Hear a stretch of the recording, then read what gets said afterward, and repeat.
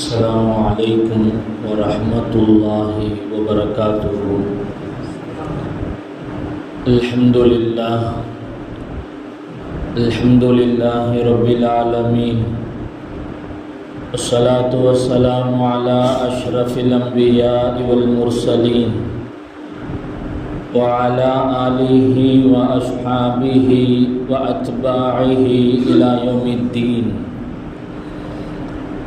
فقد قال الله تبارك وتعالى في القرآن العظيم والفرقان المجيد بعد أعوذ بالله من الشيطان الرجيم بفضل بسم الله الرحمن الرحيم.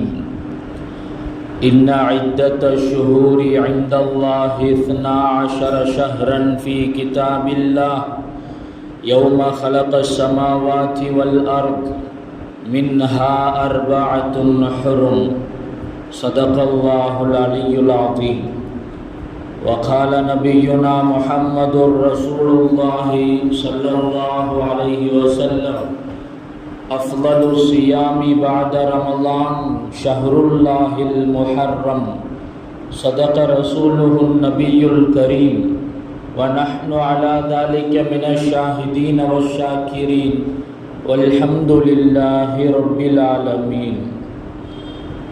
சர்வ புகழும் ஏகவல்லோன் அல்லாஹ் ஒருவனுக்கே உரித்தாவதாக. ஈருலகத் தலைவர் எம்பெருமானார் முஹம்மதுர் ரசூலுல்லாஹி ஸல்லல்லாஹு அலைஹி வஸல்லம் அன்னவர்கள் மீதும், அன்னவர்களின் வழி வாழ்ந்த உத்தம சத்திய சஹாபாக்கள், தாபிஈன்கள், தபஉத் தாபிஈன்கள், நாதாக்கள், சுஹதாக்கள், நல்லவர்கள், குறிப்பாக நம்மவர்கள் மீதும், நம்மை நேசிக்கின்றவர்கள் மீதும், நாம் நேசிக்கின்றவர்கள் மீதும் அல்லாஹ்வின் வற்றா கருணை என்றென்றும் குன்றாமல் நின்று நிலவட்டுமாகுக. ஆமீன் ஆமீன் யா ரப்பல் ஆலமீன். சங்கைக்கும் இறை பொருத்தத்திற்கும் உரித்தான அல்லாஹ்வின் நல்லடியார்களே, அருமை முஃமினீன்களே, அல்லாஹு ஜல்ல ஷானுஹு வ தஆலாவின் பேரருள், பெரும் கிருபை, புதிய ஆண்டினுடைய, புதிய ஹிஜ்ரி ஆண்டின் முதல் ஜும்ஆவில் நாம் வீற்றிருக்கிறோம். அல்லாஹுவால் புனிதப்படுத்தப்பட்ட, அல்லாஹுவால் கண்ணியப்படுத்தப்பட்ட மாதங்களில் ஒன்றான புனித மாதமான முஹர்ரம் மாதத்தில் நாம் வீற்றிருக்கிறோம்.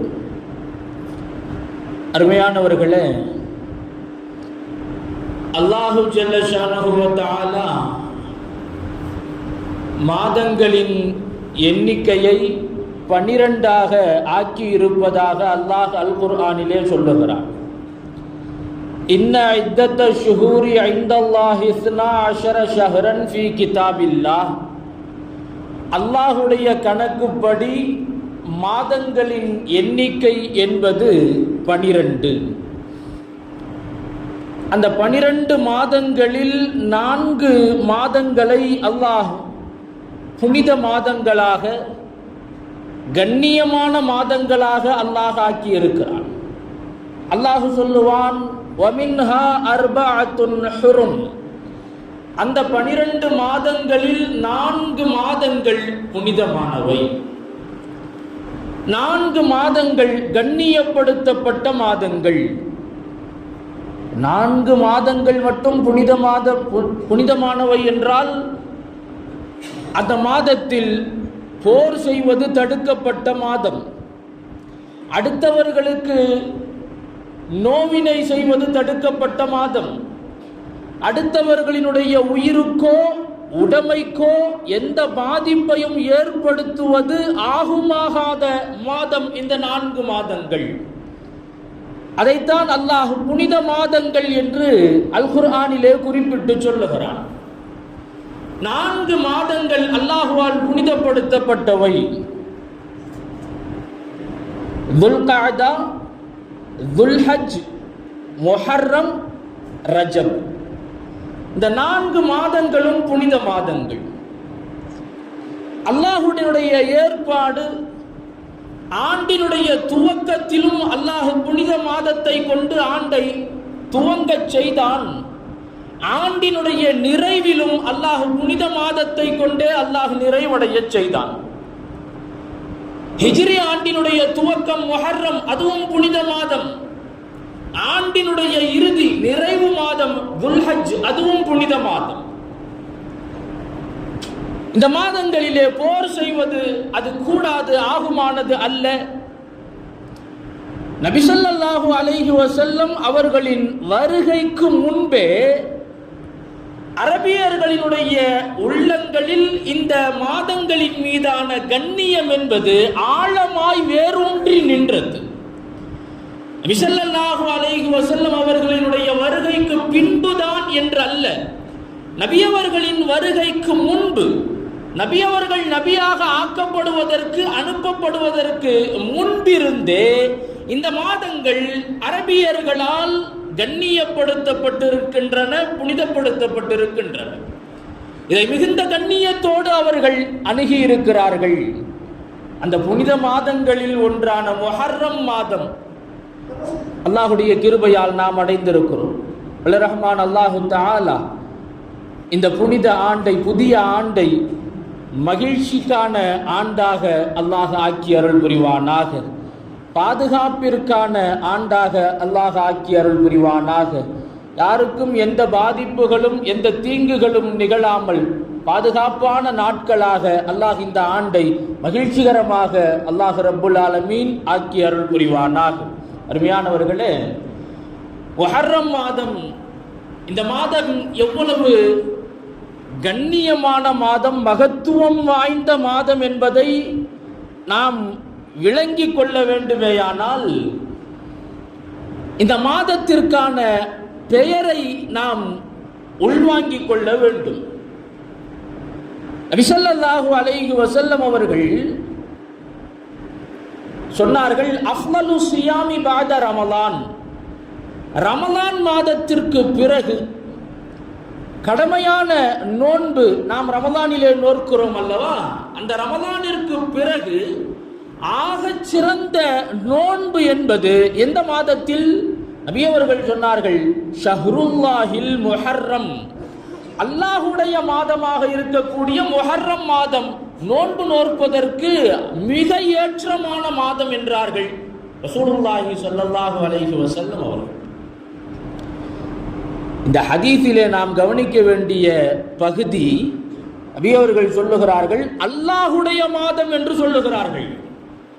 அல்லாஹுடைய மாதம், ஷஹ்ருல்லாஹ், முஹர்ரம் என்பது அல்லாஹுடைய மாதம் என்று சொல்லுகிறார்கள். காரணம், இந்த மாதத்தில் அல்லாஹ்வுடைய குத்ரத், அல்லாஹ்வுடைய வல்லமை பல்வேறு நிலைகளிலே வெளிப்பட்டிருக்கிறது.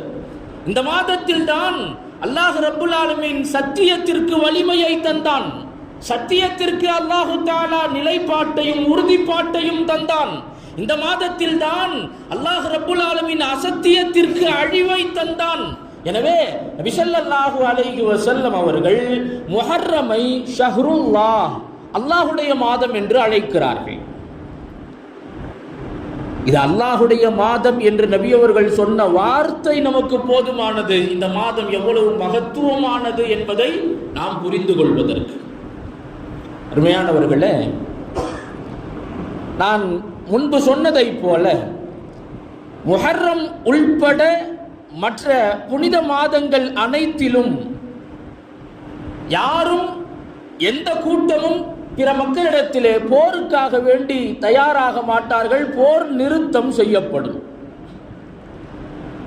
நபி ஸல்லல்லாஹு அலைஹி வஸல்லம் அவர்களுடைய காலத்திற்கு முன்பிருந்தே இந்த புனித காலங்களில் தான், புனித மாதங்களில் தான் மக்கள் பாதுகாப்பாக இருப்பார்கள். வெளியூருக்கு பயணம் செய்வதாக இருந்தாலும் சரி, வியாபாரத்திற்காக வேண்டி செல்வதாக இருந்தாலும் சரி, வேறு எந்த தேவைக்காக வெளியே செல்வதாக இருந்தாலும் நிம்மதியாக பயமில்லாமல் அவர்கள் பயணம் செய்கிற மாதங்கள் இந்த 4 மாதங்கள். எந்த பெரிய குற்ற செயல்களும் இந்த மாதங்களிலே ஏற்படாது, நிகழாது. அவரவர் இந்த மாதங்களில், புனித மாதங்களில் சுய கட்டுப்பாட்டோடு இருந்து கொள்வார்கள். இந்த மாதத்தினுடைய கண்ணியத்தை புரிந்து கொண்டு. அருமையானவர்களே, இடைச்செய்தியாக நாம் கடந்து கொண்டிருக்கிற, நாம் பார்த்து கொண்டிருக்கிற சமகால நிகழ்வுகளையும் கவனப்படுத்த வேண்டிய அவசியம் நமக்கு இருக்கிறது. நாம் இருக்கிற இந்த சமகாலம் என்பது பாதுகாப்பான சூழலில் நமக்கு அமைந்திருக்கிறதா என்பதை நாம் பார்க்கிறோம். நிம்மதியான நிலையில் பாதுகாப்பான சூழல் நமக்கு அமைந்திருக்கிறதா? நம்முடைய செவிகளுக்கு எட்டுகிற செய்திகள் எல்லாம் மனத்தை, உள்ளத்தை ரணப்படுத்துகிற செய்திகள் நிறைய சமீப காலமாக நாம் பார்த்து வருகிறோம். மலிந்து போய் கிடக்கிற குற்றச் செயல்கள், பெரும் குற்றச் செயல்கள், கொலை, கொள்ளை, பாலியல் ரீதியான குற்றங்கள் என்று ஏராளமான குற்றங்கள் அதிகரித்து வருவதை நாம் பார்க்கிறோம். இதுபோன்ற எந்த குற்றங்களும் புனித மாதங்களில் நிகழாது பாதுகாப்பான நாட்களாக இருக்கும். இப்படிப்பட்ட ஒரு புனித மாதத்தில் நபி ஸல்லல்லாஹு அலைஹி வஸல்லம் அவர்களை சந்திப்பதற்காக வேண்டி ஒரு தூது குழுவினர் வந்தார்கள். வஃத் அப்துல் கைஸ் என்று சொல்லுவார்கள். அப்துல் கைஸ் தூது குழு என்று அவர்களுக்கு பெயர். ரபியா வம்சத்தை சார்ந்தவர்கள். நபி ஸல்லல்லாஹு அலைஹி வஸல்லம் அவர்களை வந்து சந்தித்து சொன்னார்கள், அல்லாஹ்வுடைய தூதர் அவர்களே, நாங்கள் ரபியா வம்சத்தை சார்ந்தவர்கள், தங்களை சந்திப்பதற்காக வேண்டி நாங்கள் வந்திருக்கிறோம். ரசூலுல்லாஹி ஸல்லல்லாஹு அலைஹி வஸல்லம் அவர்கள் மிகுந்த கண்ணியத்தோடு அவர்களை வரவேற்றார்கள். மிகுந்த கண்ணியத்தோடு வரவேற்றார்கள். அவர்கள் சொன்னார்கள், எங்களுடைய பகுதியில் நிறைய மக்கள் இருக்கிறார்கள், அவர்கள் சார்பில் நாங்கள் பிரதிநிதிகளாக உங்களிடத்திலே வந்திருக்கிறோம். உங்களிடமிருந்து செய்திகளை பெற்று சென்று அந்த மக்களுக்கும் தர வேண்டிய பொறுப்பு எங்களுக்கு இருக்கிறது. நாங்கள் இது போன்ற புனித மாதத்தில் மட்டும்தான் உங்களை வந்து சந்திக்க முடியும். காரணம், நாங்கள் வசிக்கிற பகுதிக்கும் மதீனாவிற்கும் இடையிலே முலர் கோத்திரத்தார்கள் இருக்கிறார்கள். முலர் கோத்திரத்தார்கள் இருக்கிறார்கள். அவர்கள் மிக மோசமானவர்களாக இருக்கிறார்கள். ஆட்களை பிடிப்பதும், அதிகாரத்தை பிடிப்பதும், உடைமைகளை பறிப்பதும் அவர்களிடத்திலே மலிந்து போய் கிடக்கிற மிக மோசமான செயல்கள். மற்ற நாட்கள்ல எல்லாம் இவ்வளவு பாதுகாப்பா எங்களால வர முடியாது, உங்களை வந்து பார்க்க முடியாது, என்ன வேணாலும் நடக்கலாம். புனித மாதம் என்பதனால் உங்களை எங்களால் வந்து சந்திக்க முடிந்தது. அதனால் நாங்க இப்ப போனா அடுத்து புனித மாதத்தில் மட்டும்தான் எங்களால் வர முடியும். அடுத்த புனித மாதத்தில் தான் உங்களை வந்து சந்திக்க முடியும். அதனால் எங்களுக்கு தேவையான மார்க்க ரீதியான அடிப்படை செய்திகள் எதுவெல்லாம் தேவையோ அதையெல்லாம் இப்போதே எங்களுக்கு சொல்லி கொடுத்துருங்க. நாங்க அடிக்கடி உங்களை வந்து சந்திக்க முடியாத நிலையில் நாங்கள் இருக்கிறோம். முக்கியமான செய்திகளை எங்களுக்கு சொல்லிக் கொடுங்கள் என்றார்கள் அந்த அப்துல் கைஸ் தூதுக்குழுவினர். அந்த காலத்தில் எந்த விதமான ஒரு பெரிய நோக்கம் இல்லாமல் சின்ன சின்ன விஷயங்களுக்காக வேண்டியெல்லாம் போர் செய்யக்கூடியவர்களாக, சண்டை இழுக்கக்கூடியவர்களாக இருந்திருக்கிறார்கள். யாரும் சும்மா தெருவில் போவாங்க, எதுவுமே செஞ்சிருக்க மாட்டாங்க, அவங்களுக்கு பாதுகாப்பு இருக்காது, எது வேண்டுமானாலும் நடக்கலாம். ஒரு அச்சத்தோடு தான் அவர்கள் பயணித்து வருவார்கள், பவனி வருவார்கள். நான் மீண்டும் நம்முடைய சமகால நிகழ்வை நான் கவனப்படுத்த வேண்டும். பள்ளிக்கு செல்லக்கூடிய பிள்ளைகள் முதற்கொண்டு பெரியவர்கள் வரை பெண்களுக்கான பாதுகாப்பு என்பது மிக கேள்விக்குறியாகி இருக்கிற காலம். நிறைய குற்றங்கள் அரங்கேறுகிறது. செய்திகளில் ஒரு நாளைக்கு 1-2 அல்ல, பல குற்ற செய்திகளை நாம் கேட்கிறோம், பார்க்கிறோம். இதற்கான மூல காரணம் என்ன என்பதை நடந்து கொண்டிருக்கிற தமிழ்நாட்டு கூட்டத்தொடர், சட்டமன்ற கூட்டத்தொடரிலே கூட பேசப்பட்டது, முன்வைக்கப்பட்டது. அதிகரித்து வருகிற குற்ற செயல்களுக்கு அடிப்படை காரணம் மலிந்து போய் கிடக்கிற போதை கலாச்சாரம். மிக இலகுவாய் பெறப்படுகிற போதை பொருள்கள் தான் அதிகரித்து வருகிற குற்றகாரியங்களுக்கான அடிப்படை காரணம் என்பதை சட்டசபையிலே கூட முன்வைக்கப்பட்டது.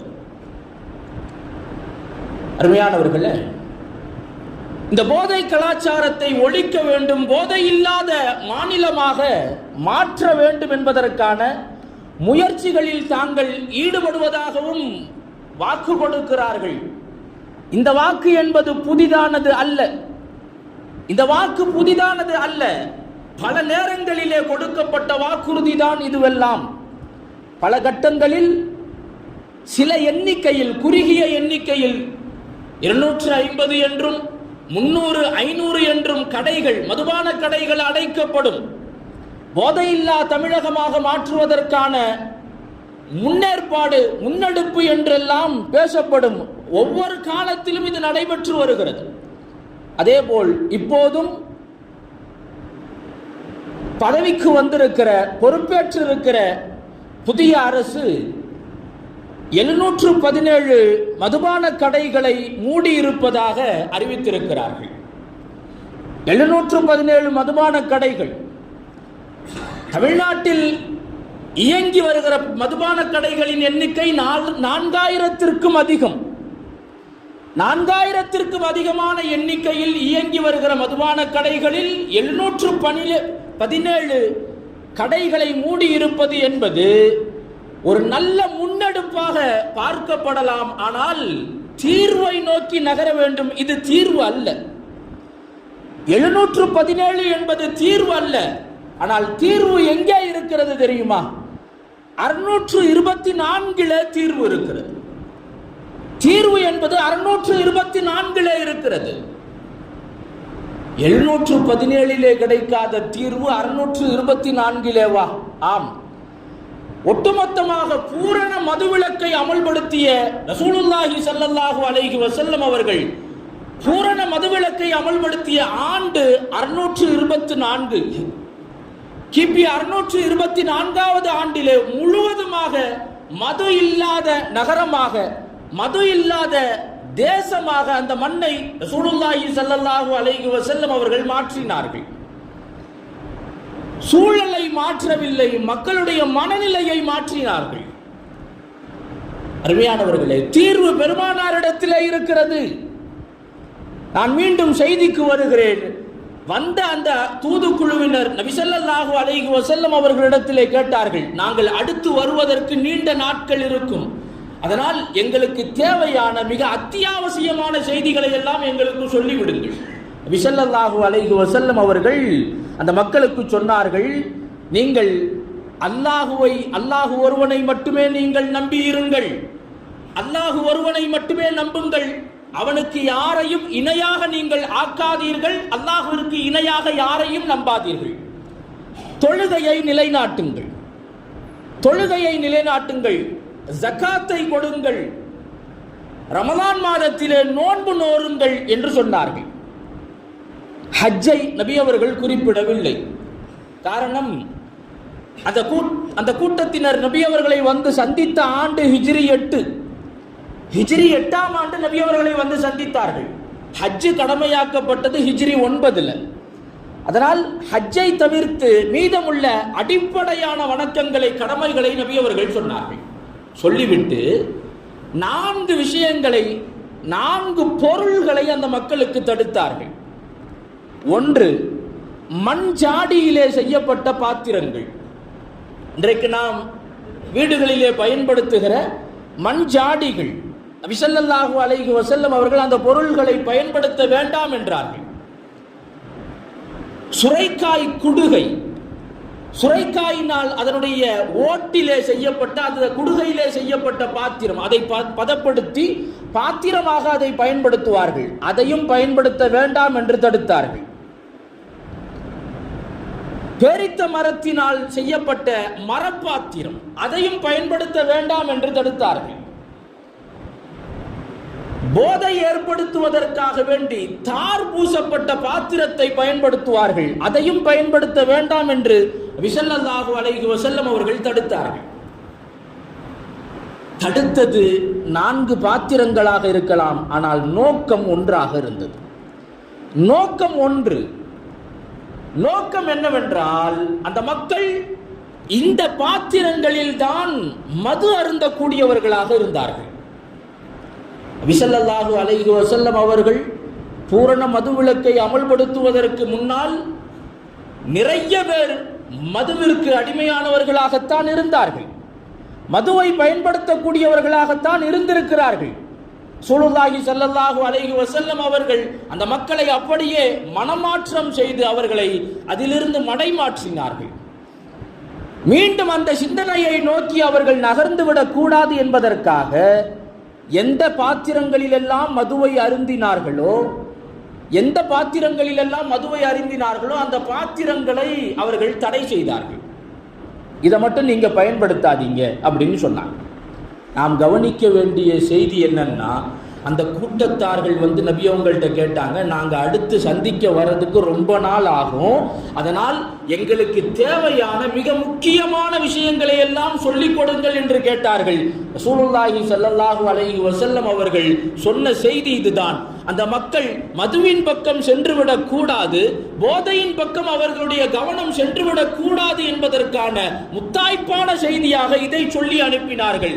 காரணம், எந்த ஒரு சமூகம், எந்த ஒரு சமுதாயம் போதை பழக்கத்தில் இருந்து விலகி நிற்கிறதோ அந்த சமூகத்தில் குற்றங்கள் குறையும், அந்த சமூகம் பாதுகாப்பான சமூகமாக உருவாகும் என்பதில் நபி ஸல்லல்லாஹு அலைஹி வஸல்லம் அவர்கள் தீர்க்கமாக நம்பினார்கள். எனவேதான் நாங்கள் நீண்ட காலம் கழித்துத்தான் உங்களை சந்திக்க முடியும், எங்களுக்கு தேவையான அடிப்படை விஷயங்களை சொல்லுங்கள் என்று கேட்டபோது நபி ஸல்லல்லாஹு அலைஹி வஸல்லம் அவர்கள் போதை கலாச்சாரத்தை ஒழிப்பதற்கான, போதையின் பக்கம் சிந்தனை சென்று விடாமல் தடுப்பதற்கான வழிமுறைகளை ரசூலுல்லாஹி ஸல்லல்லாஹு அலைஹி வஸல்லம் அவர்கள் சொன்னார்கள். அருமையானவர்களே, நபி ஸல்லல்லாஹு அலைஹி வஸல்லம் அவர்கள் சொல்லுவார்கள், மதுதான் எல்லா தீமைகளுக்குமான மூல காரணம் என்று சொல்லுவார்கள். எல்லா தீமைகளுக்குமான மூல காரணம் மதுதான். அந்த ஒரு பழக்கம் மலிந்து போய்விட்டால் எல்லா குற்றங்களும் பெருகி போய்விடும். இன்றைக்கு ஒரு சில கடைகளை அடைப்பது என்பதை கடந்து பூரண மதுவிலக்கை நோக்கி நகர வேண்டிய கடமை, காலத்தின் கட்டாயம் இருக்கிறது என்பதை நாம் புரிந்து கொள்ள வேண்டும்.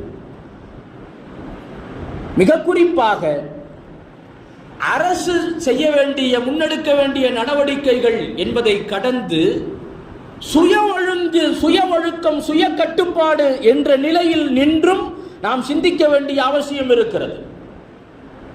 நம் சமூகத்து பிள்ளைகளிடத்திலே மலிந்து போய் கிடக்கிற இந்த போதை கலாச்சாரம், அதிலிருந்து அந்த பிள்ளைகளை மீட்டெடுக்க வேண்டிய கடமையும் நமக்கு இருக்கிறது. சுய ஒழுக்கத்தை நாம் கவனமாக கடைபிடிக்க வேண்டிய காலம் இது.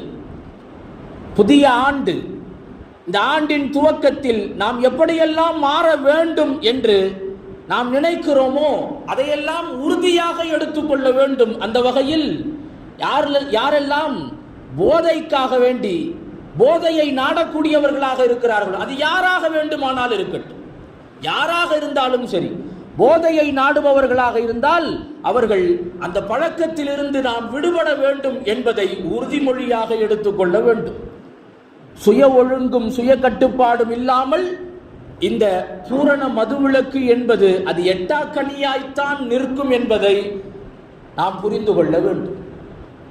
விற்கினியவர்களே, ரசூலுல்லாஹி ஸல்லல்லாஹு அலைஹி வஸல்லம் அவர்கள் மிக அற்புதமான பூரண மதுவிலக்கிற்காக வேண்டி மிக அற்புதமாக செயல்பட்டு மக்களுடைய மனங்களை மாற்றினார்கள். சூழலை மட்டும் மாற்றிவிட்டு அவர்கள் வெறுமனே இருந்து விடாமல் அந்த திசையை நோக்கி கவனம் கூட சென்றுவிடக் கூடாது என்பதற்கான முன்னெடுப்புகளை ரசூலுல்லாஹி ஸல்லல்லாஹு அலைஹி வஸல்லம் அவர்கள் செய்தார்கள். எனவே இந்த புதிய ஆண்டில் நாம் மிகுந்த கவனத்தோடு நம்முடைய பிள்ளைகள் மட்டுமல்லாது யாரெல்லாம் மதுவை நோக்கி நாடக்கூடியவர்களாக, நாட்டம் கொள்ளக்கூடியவர்களாக இருக்கிறார்களோ, போதை கலாச்சாரத்தை நோக்கி செல்லக்கூடியவர்களாக இருக்கிறார்களோ, அவர்களை மீட்டெடுக்க வேண்டும். அதுதான் இந்த தலைமுறைக்கான பாதுகாப்பு மட்டுமல்ல, அடுத்த தலைமுறைக்கான பாதுகாப்பையும் அதுதான் உறுதி செய்யும் என்பதை நாம் கவனப்படுத்திக் கொள்ள வேண்டும். அன்பிற்கினியவர்களே, அல்லாஹ் ரப்புல் ஆலமீன் இந்த புனித மாதங்களை பற்றியெல்லாம் சொல்லுகிற போது, புனித மாதங்கள், இந்த மாதத்திற்கான கண்ணியத்தை நீங்கள் கொடுங்கள், இந்த மாதத்திற்கான கண்ணியத்தை கொடுங்கள், இந்த மாதங்களில் உங்களுக்கு நீங்களே அநீதம் இழைத்துக் கொள்ளாதீர்கள் என்று அல்லாஹ் சொல்லுகிறான். பாவமான காரியங்களை செய்து, தடுக்கப்பட்ட காரியங்களை செய்து, புனித மாதங்களிலே செய்து நீங்கள் உங்களுக்கு நீங்களே அநீதம் இழைத்துக் கொள்ளாதீர்கள் என்று அல்லாஹ் சொல்லுகிறான். இந்த 4 மாதங்களை நாம் சந்திக்கிற போது, கண்ணியமான மாதங்களை நாம் அடைந்திருக்கிறோம், புனித மாதங்களை நாம் அடைந்திருக்கிறோம் என்ற உள்ளுணர்வு நமக்கு ஏற்பட வேண்டும். ஏற்படுகிறதா என்ற சுய பரிசோதனையை நாம் செய்து பார்க்க வேண்டும். துல்காதாவை, துல்ஹஜ்ஜை, முஹர்ரமை, ரஜபை நாம் அடைகிற போது, இது புனித மாதம், அல்லாஹ்வால் புனிதப்படுத்தப்பட்ட மாதம். இந்த மாதத்தில் மாறான, மார்க்கத்திற்கு முரணான, பாவகரமான காரியங்களை செய்யக்கூடாது என்ற சிந்தனை நமக்கு பிறக்கிறதா என்பதை நாம் யோசிக்க வேண்டும். அல்லாஹ் சொல்லுகிறான், ஃபலா தظلمூ ஃபீஹின்ன அன்ஃபுஸக்கும், அந்த மாதங்களில் பாவங்களை, குற்றகாரியங்களை செய்து உங்களுக்கு நீங்களே அநீதம் இழைத்துக் கொள்ளாதீர்கள் என்று அல்லாஹ் சொல்லுகிறான். அப்படிப்பட்ட கண்ணியமான மாதம், இந்த மாதத்திற்கான கண்ணியத்தை நாம் காக்க வேண்டும். இந்த மாதத்தின் புனிதத்தை நாம் காக்க வேண்டும். பாவங்களிலிருந்து முற்றிலுமாய் விலகி ஒதுங்கி அமல்களின் பக்கம் நாம் நாட்டம் கொள்ள வேண்டும். நபி ஸல்லல்லாஹு அலைஹி வஸல்லம் அவர்கள் சொன்னது போல, அஃதலு ஸியாமி பஅத ரமலான், ரமலானிற்கு பிறகு நோன்பிற்கான மிகச் சிறந்த மாதம் என்பது ஷஹ்ருல்லாஹில் முஹர்ரம், அல்லாஹ்வுடைய மாதமான இந்த முஹர்ரம் மாதம் என்று நபி அவர்கள் சொன்னார்களே, அதுபோல அமல்களுக்கான காலமாக இந்த காலத்தை நாம் பயன்படுத்தி கொள்ள வேண்டும். மிக குறிப்பாக நாம் எதிர்நோக்கி இருக்கிற முஹர்ரம் பிறை 10ஆம் நாள் ஆஷுரா நோன்பை நாம் எதிர்நோக்கி இருக்கிறோம். அடுத்த வெள்ளிக்கிழமை பிறை 10 ஆஷுரா நோன்பிற்கான நாள். ரசூலுல்லாஹி ஸல்லல்லாஹு அலைஹி வஸல்லம் அவர்கள் சொன்னார்கள், ஸியாமு யௌமி ஆஷுரா அஹ்தஸிபு அலல்லாஹ் அய்யுகஃபிர ஸனத்தல்லதி கப்லஹ். ஆஷுராவுடைய நாளில் நோன்பு நோற்பது என்பது முந்தைய ஆண்டிற்கான பாவங்களின் பரிகாரம் என்பதாக நபி ஸல்லல்லாஹு அலைஹி வஸல்லம் அவர்கள் சொல்லுவார்கள். அந்த நாளில் மட்டும் நோன்பு நோக்காமல், அந்த பிறை 10ற்கு முன்னால் ஒரு நாள் அல்லது பின்னால் ஒரு நாள், 9, 10 அல்லது 10, 11 ஆகிய நாட்களில் நோன்பு நோக்குமாறு ரசூலுல்லாஹி ஸல்லல்லாஹு அலைஹி வஸல்லம் அவர்கள் நமக்கு வழிகாட்டி இருக்கிறார்கள். மிக பரக்கத்தான நன்மையை உள்ளடக்கிய நாள், அபரிமிதமான நன்மையை பெற்றுத்தரக்கூடிய நோன்பு.